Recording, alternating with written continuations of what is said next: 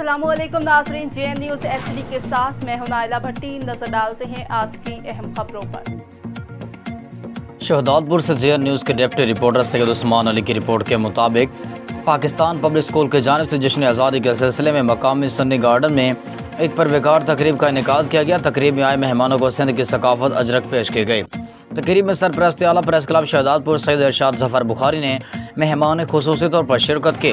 तकरीब से सैयद इरशाद Zafar Bukhari private schools Nawab Shah division monitoring officer आगा खुदादाद Pathan, school के प्रिंसिपल बशीर लाखू, स्कूल के मैनेजिंग डायरेक्टर असलम कलोई ने खिताब करते कहा कि जश्न आज़ादी हम 76 सालों से बड़ी जोश जज्बे से मनाते हैं।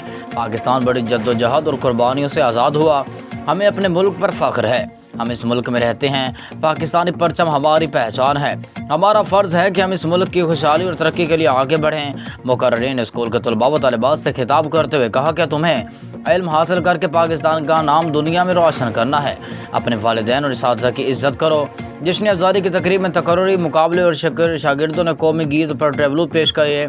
स्कूल के तलबा व तालिबात में बेहतरीन परफॉर्मेंस पर पहली, दूसरी और तीसरी पोजीशन लेने वालों में ट्रॉफ़ी और तमग़े भी दिए।